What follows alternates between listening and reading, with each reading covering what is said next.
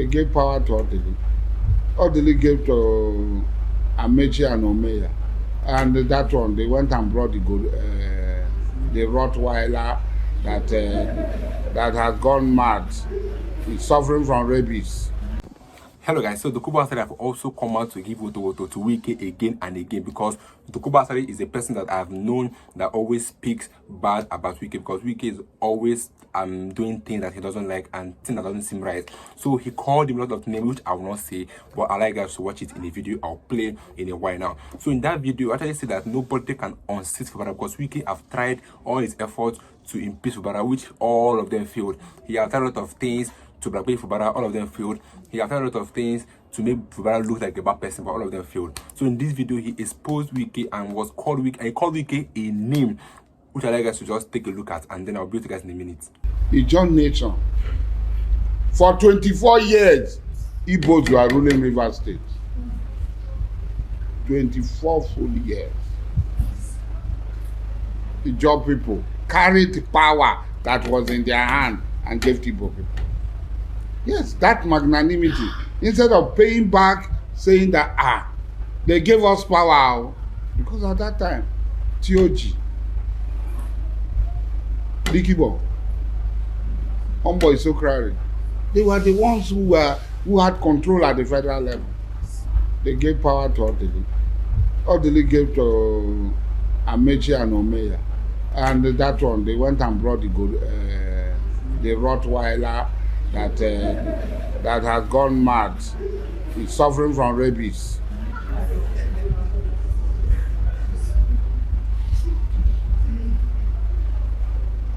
God brought an Ijaw governor.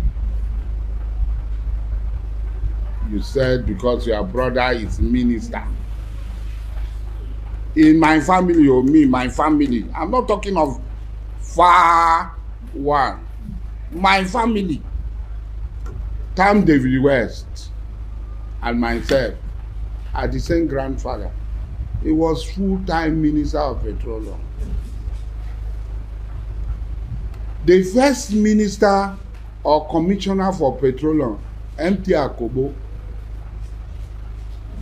his grandmother, Basaka, was married to Ediabala. And when he died, they shared that to somebody else. So by tradition, the son of Ediabala. It's my brother. That's my family, Ediabala. Then Odeya Ogobia, his mother is in Kotaria. That is good head. So within my family, I have had 3 oil ministers. All of them serve. When you hear their name, they shake foundation. Not this one where we don't even know whether it exists or it not exist. So because of that, you now took the governorship we have been fighting for all this while, that God has given us by providence. You now say you will hand over after you gave your own IYC to him, say you want to come to Eastern Zone and hand over Eastern Zone to him too. Who will see that and support it? Except the person is an enemy of the Ijaw Nation.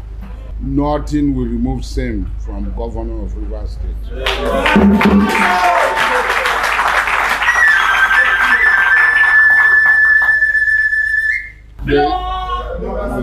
They said they are waiting for 2027. 2027 will prove the strength of the Ijaw Nation.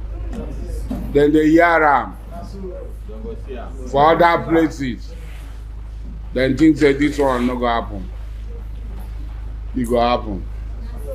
2027 go win. Then they go their political grave.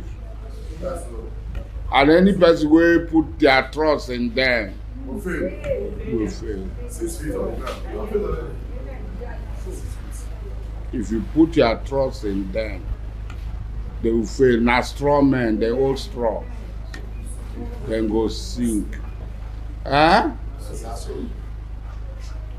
We are not, we know the hide they talk.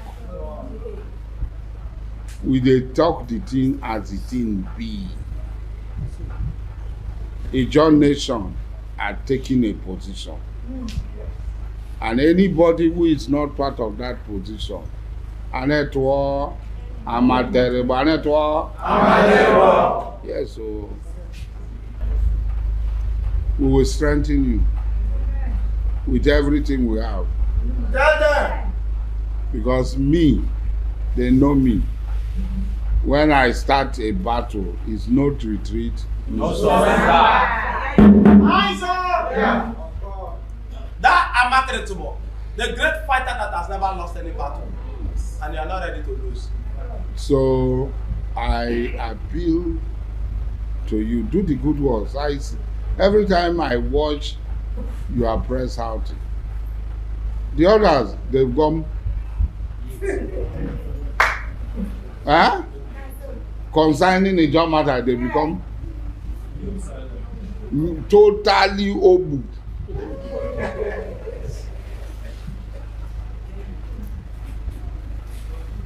Deaf and dumb.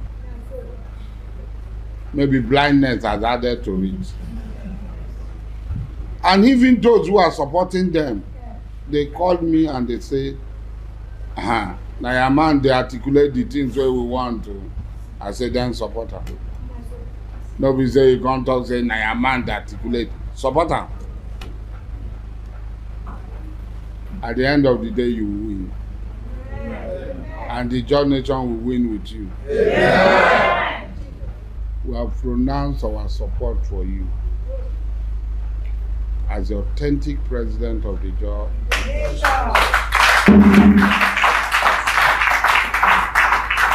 You will win in the court.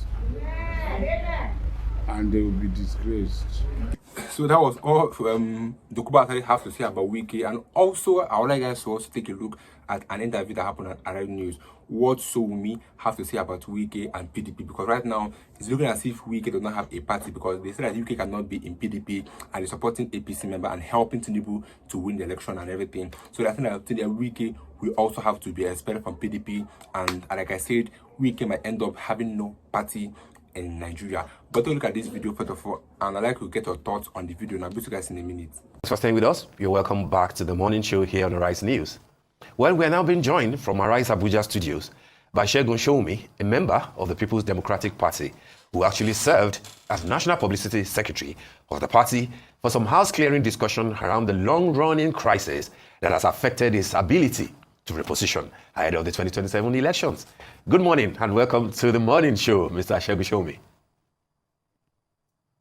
Good morning, Steve, my man. But let me correct you quickly. I've never served as the National Publicity Secretary. There's no way I would have served as National Publicity Secretary of PDP and it would resemble that. Narrative would have been better. What I did was I was a spokesperson for His Excellency Atiku Abubakar, 2 elections back to back. I've been many other things, but not the National Publicity Secretary, Steve. It would have been different completely. How are you? Very well. Good to hear from you. Thank you. Thanks for the clarification. All right, let's talk about your party. Right. Particularly the issues that are germane now. The issue affecting the General Secretary. We see, of course, that the governors, 12 of them, converged in Delta in Asaba, a couple of days ago, and came out with a number of resolutions. But then we're also hearing that, in spite of the fact that the governors are queuing behind one of the factions to the General Secretaryship, who is Sunday Udeokwe. Now, the other gentleman, Senator Samuel Anyanwu, is insisting that I seal the General Secretary. And as a matter of fact, he has petitioned the Inspector General of Police. Do you think that peace is nigh, or are we to witness yet another round of confusion within the PDP? Oh, Steve, my man. Oji, I greet you too. Steve, I really would have preferred that this was not the type of question you asked me. Why? Because I know Samdadi very well, is my good friend, and I know Udeokoye very, very well, is my good friend. And really, ordinarily, I will not be interested in what they're doing for now until the matter is fully settled. But having said that, let me try and speak to you as to what the procedure ought to be. Most people don't understand that there's a marked difference between a convention that produces the National Working Committee of the party and their private wishes. A convention brings all the cells from all over the country together and within our laws to take a position.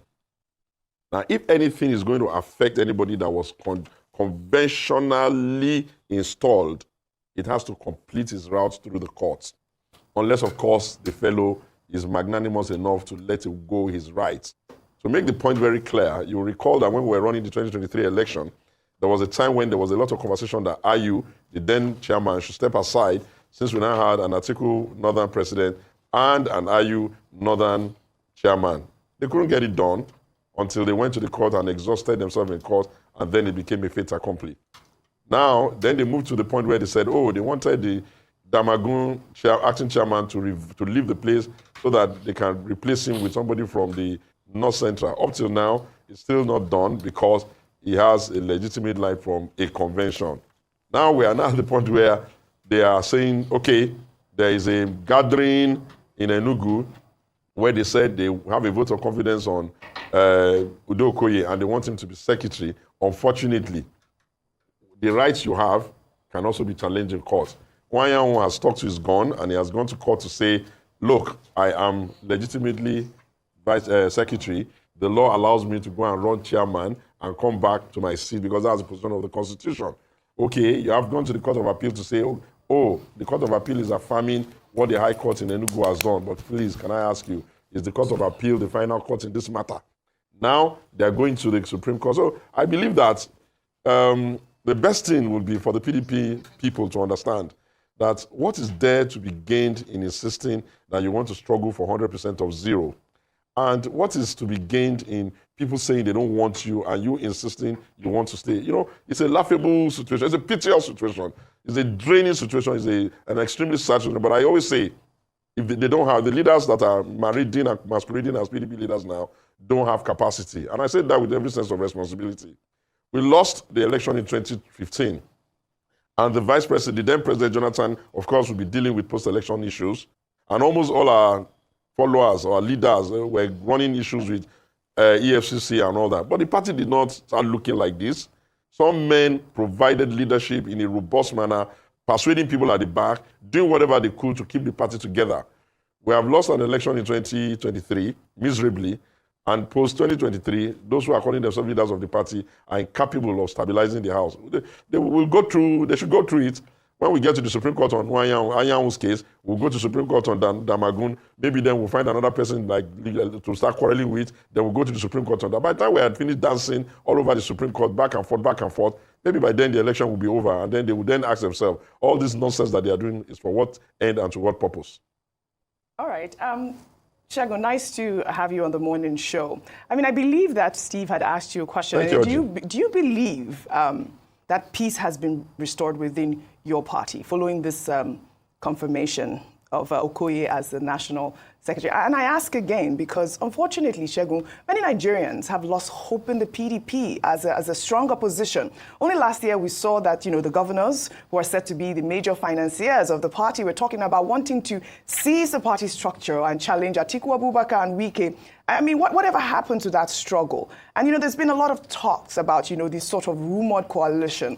I'd like to know your thoughts on all of these. He who is mostly vilified, and if you like, whom when you mention his name, you are accused of having been funded by him. It is his role in the party over the years that is now clearly becoming a gaping hole. I've always said that Nyesom Wike is the Achilles, the key man risk. If you're a finance person or a consultant or somebody that is in management, you'll understand what they call a key man risk. A key man risk is that one person that his functionality and well-being impacts your organization one way or the other. And I've concluded, without any reservation and no apologies to anybody, that Wike is a key man risk of the PDP. Had he been functioning in the PDP the way they had known him, I can guarantee you all of these things going on, he would have found a way, whether dancing, bribing, begging, speaking, bullying, to stabilize them. His absence is clearly a question of if he didn't day, he didn't day. Now, as peace returned to the party, how could peace have returned to the party when, let me tell you something that interests you. The BOT leadership sat in Enugu with all of the Southeastern leaders. They affirmed Okoye. Yet, they were invited to a meeting in Wadata House that had Awanyan, whom they say they don't want, seated there. They watched Okoye get bullied out of the place, and yet they did not protest. They didn't leave the place. They sat down there. They completed the meeting. They gave a communique. So you get the impression that the elders have become like children who don't have the capability and the strength of character to say, this is our position, and we're standing by it. And then what do you want the party to do? The members, people like us that are passionate members of the party, slowly but gradually, we're beginning to accept the reality that it's almost a nunc dimittis. If you have ever lost a parent or a loved one that is elderly, you know that process when they go to the hospital, you're visiting them every day, and sometimes you get to a point where you just know that, okay, you can't strangle them, you can't kill them, you don't want them to put up the oxygen, but you know that you're going to come and they're going to tell you that it's all over. That's what the BDP is doing to itself. It's in an ICT intensive care. It's blaming everybody but itself. We have blamed the president for even taking Wike. We have not blamed ourselves for not having someone that has the balls and the capacity to reverse this process. We have blamed other people for causing problems that we're the ones causing ourselves, or they are the ones causing themselves. We have blamed, we're going to do a united merger, a merger that does not give you the powers to deregister the PDP or to deregister any of the other party. So my sister, my brother, Steve, my man, I think that I've accepted that everything that has a beginning can sometimes have an end. My hope is that maybe by us speaking some truth to them, they can take a halt and ask themselves that really what is the problem? And my consolation, if there be any, is that the crisis is only at the top. The baseline of the party at the ward level is a bit stable. The party at the local government level is stable. The party at the state, most of the states is stable. The party in the zones, minus a little bit of the issues in the southeast, is a bit stable. We're not having any problem in the zone of the southwest. We're not having in the south. We don't really have any major problem in the north central, northeast, and northwest. So maybe the only problem we have is in the NWC. And then you look at the NWC itself. Perhaps we should say the only issue we have is maybe the top two. We don't seem to have any problem with the national organizing. We don't really have any problem with the publicity and all the others. So if they can recognize that you can't continue like this in an election, in a situation when we have lost 3 elections back to back, blaming everybody except ourselves, I think we will be okay. But those who want to leave the party, who are tired and think that maybe they can do some amalgamation of decamping that they are calling merger, they should just decamp and let the party have peace. If some of them even live to this, their so-called merger process, maybe we'll be able to see who is left. Maybe the ones that will be left will be like orphans who will then know that their fathers and mothers are dead and they now have to, on their own energy, move themselves forward. But something has to give. It's nasty because it's giving the whole country and the democratic conversation in the country, it's making it look untidy. It's making it look uninspiring. It's wearing out all the young people in the country and people that are potential voters for a nation where people don't even turn up to vote because they don't have real clear choices. Do you expect the oldest, one of the most stable, one of the most consistent, one of the most democratic party to be managed by kindergartens? Of course. If he didn't dare, he didn't dare. All right, very strong words you've used this morning, Mr. Shomi. And but you know me, Steve. It's understandable. You know me, Steve. Yeah, absolutely, it's understandable. Maybe that's the reality. But you know, because it keeps coming to my head, you know, the passionate appeal that you made to the former governor of Ekiti, Oshokumole, Peter Ayodele Fayose, the other time. It looks to me like nothing came out of it. If anything had come out of it at all, it would be that Fayose has donated, you know, one of his key men, Liri Olayinka, to Yesom Wike, you know, as one of his spokesperson. And therefore, it looks like the issues that you have clearly enumerated are deeper, you know, than we think, particularly at the top within the NWC. My question to you is, what role do you think the man that you spoke for his presidential campaign the other time, Alhaji Atiku Abubakar, what role do you think he can play in all this if there's still anything left to be salvaged? You use the word to say that those who want to leave, let them leave. But people think that if there will be a formidable opposition in 2027, it will have to be a merger of some sort. And individuals like Atiku, like Peter Obi, like Kwakwanso maybe, we've seen Rotimi Amechi, we've seen El-Rufai, some are even mentioning Kayode Fayemi, that is the sort of a thing that could lead to a fight, you know, not necessarily a victory. But if there will be a fight in 2027, it will be a merger of some sort. But here you are saying that it doesn't look like it. You are basically almost throwing your hands up in the air and saying, okay, maybe another time will come. Is that what you have? No. Steve, no. Now let me try and make it down a bit. I'll start from the tail and then get back to the article question. The president and the APC, with all of his energies, was allocated 8-point-something million votes. Total available PVC collected is about 86 million or thereabouts. Someone cannot earn 8.6 million votes, and you all will be saying that unless you merge, you don't have the ability to stimulate and go into the process in the field and get Nigerians, first of all, to even be willing to take a stand on election. That's a very lazy approach. The second is that if you look at our last numbers, you would even say that if they want to build any opposition, going by the last numbers, they have to build it around Peter, because at least he was able to come with the votes of the Southeast, that of the South-South, that of the Federal Capital Territory, and a little bit of that of Lagos. He will say that, okay, if a small child is trying to lift a heavy object, why don't the elders just help him to carry it up if they are sincere? Now, if you say that your thinking is that you think that there's an imaginary large number in the north, I've asked myself often, how many of the incumbents in the north, the governors, the ones that are going to be needing a second term, and the ones that want to do succession, has agreed that they are going to betray their party? Okay, one or two men are upset.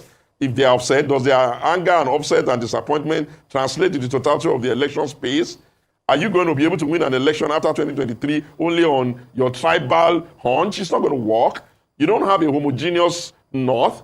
Have you asked the North Central what their position is relative to the next election? So I'm saying clearly that it's very lazy and extremely annoying that a political party like PDP is not working very hard in the field to try to make itself electable. And to do that, they need to stop the quarrel, one. Number two, they need to do a differentiation of why people should vote for them. You can't be speaking from the same side as the ruling party. You are not as efficient as them, and you want people to dump them for you. You can't be saying, oh, I want to be president, and your only pathway for presidency is not to get into the field and start working, but to sit there and be thinking that some people are going to come and join you. When you bring all six of you together, which of you have agreed to be the president? Then all of you will then bolt out of the arrangement, claiming that you didn't get what you want. You who cannot even endure in a legacy party like PDP, are you the ones that one will have hope that you will endure if you go to another party and you don't get what you want? Now back to the Atiku, and what should Atiku do? With due respect to him, I've asked him twice, and I'm going to ask him one more time, and then we'll pack it off. I've said to him, sir, do you want to run again? If you want to run again, okay, let's say that you want to run. Call those of us that think for you and think with you and plan with you. Let us now go and engage it differently. I ask you, when the president of America, Donald Trump, when he lost the last election to Biden, did he start going all over the place looking for an impossible coalition so that the Labour Party, what's that their party called now, the Green Party, all the other small parties come and join him to win? No, he didn't do that. He got into the field, he engaged the people, he created the narrative, he made the differentiation, he told the Americans what exactly he's bringing that is different from Biden, and today he's president by the largest margin ever. Why would people be lazy and think that the presidency of Nigeria will be dashed to them as a gift? It's the reason why I created the alternative. And you will notice I've been going around, engaging the Nigerian people, trying to tell them, okay guys, let us answer 4 questions. 1, will all the votes be paid for? Do you not understand the danger of this vote buying and vote selling? With a view to getting them to change.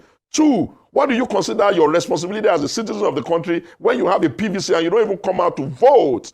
3, are we going to be a nation that will only be discussing everything from the tribal viewpoint? Oh, is this, is that? If you have a problem with Bola Ahmed Tinubu as president, say you have a problem with him, and stop saying you have a problem with with the Yorubas. If you have a problem with Peter Obi, say you have a problem with Peter Obi, and stop saying you have a problem with the Igbos. If you have a problem with Atiku, say you have a problem with Atiku, and stop saying you have a problem with the Hausa, because you can't have a nation that is as vibrant as ours and then be allowed to be foldering and tittering and expanding itself only on tribal lines. We need to be a little bit more cohesive and nationalistic. And then I've also been saying to them, if we have been giving you candidates you don't like, why don't you find us good materials around you? There's no question of, some people will be the one to be the politician, and some of you will be deceiving yourself that you don't have to be involved, or some people who will come and say they want to contest, and some of you will not even be interested in the issues.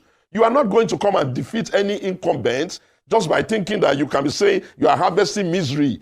The bottom line is that you must be bringing to the table realistic, actionable, verifiable, at least hopeful ideas of, okay, if they are doing it like this, I don't agree. This is what I'm going to do. You can't sit down and just be piggybacking on their, if they didn't do the subsidy, you would have done the subsidy. You all said you were going to remove the subsidy, for damn sake. You can't say, they are not farming, Who's stopping you from going to the farm? They cannot feed inflation, food inflation. Is it the one that's telling you to go and be killing people in the fires of the country and preventing people from going to the farm? If these are the circumstances we are dealing with, the essence of opposition is to sit and then begin to say, okay, this is what they represent, this is what we represent, this is where they are going, this is what we're going. There is a pathway for them to win without all this nonsense talk of merger. And if anybody wants to come to any party Don't go to another man's party. I hear them talking about SDP. With due respect, Shehu Gaba, my brother, don't allow them to come to your party and start dictating tones and dictating the attitude that they used to destroy their party. Never allow them to bring into your party. What they can do is decamp, is their right. But they cannot be saying that because, okay, with due respect to some of them that I love, what will Fayemi say is reason for wanting to decamp? That he didn't complete his tenure or because they didn't give him a minister? What will, with due respect to Nasiru, say is the reason for decamp? That he chose a governorship candidate in Kaduna that he can't manage by himself? How is that the problem of the APC? And what will any one of them say? Oh, Peter, that he couldn't manage his Labour Party obedient or what exactly? They have a right to look for a platform to contest their election, but they must call it that. They can't be giving the impression that those of us that have been loyal, stable, staying with the PDP since it was formed, that we are fools because we're saying, don't destroy the house because you can't have your way. What about the times you've had your ways in the past? And now back to Atiku, I think he should just, ask himself, does he have the energy for this fight? And is the fight worth it for him? Does he desire, is there anything he would have done differently than what his friend Bola is doing? Because it's easy to be talking about details. They come from the same Yaradua school of thought. And their thought processes in terms of private sector driving the economy is almost the same. And okay, there will be different personalities, maybe he will balance it more, but that's for him to say. But nobody's going to allow you to destroy a democracy that all of us fought for together only because you are not having your way. And if it is the will of the God that the person in charge of the country is going to be in charge forever, so be it, because I can't see how you'll be injuring yourself, you'll be cutting your nose to spite your face, and then you'll be screaming that the guy is trying to run a one-party state. You meant for 8 years. You meant for 8 years, Mr. Shomi. When you say the person who is there. No, what I mean is that, but if the president wins, if the president wins 2027, yes, without conceding, if he wins that election, by the time his party, the APC, flips to the north in 2031, do you know how many fine materials they have? I can give you 10. That's one of the reasons why I'm even pitying Nasiru, because I don't expect Nasiru to be getting involved in nonsense. He is a potential president. But he can't be jumping here, getting angry. No! You can't be the reason why every time the party, you are the reason, Nasiru were the reason why the PDP started having problems in the first instance. Is that not where he started from? So Nasiru is going to be the reason why APC is going to have problem again. Meaning what? All right. Mr. Showomi, you have spoken very, very passionately about the PDP, and it appears that you need to do more by yourself besides just talking. You've talked about Atiku Abubakar, if he had to return, he'll change the format for him to engage more with the Nigerian people differently. I mean, I'm sure that we saw that during the election. I mean, he did engage, he did campaign. I don't see what will be different from what you've been saying. And, I think talking about even putting up new candidates will be a better format, because you saying that a merger is not a good thing. I know that the APC became a formidable party through a coalition and through some sort of merger. I mean, shouldn't that be what the PDP should be looking into? Do you know the difference? Mm-hmm. OJ, let me tell you the difference. ACN was practically in the hands of Baba Akonde and Bola Tinubu. CPC was in the hands of them, former President Buhari. They agreed to deregister those parties. So when they got into the merger conversation in APC, even when they were unhappy in the arrangement, there was nowhere else for them to bolt to. If they had CPC and had ACN, I guarantee you some of them, maybe when they didn't get their Muslim ticket, someone like Ashadu would have bolted to CPC, back to his ACN.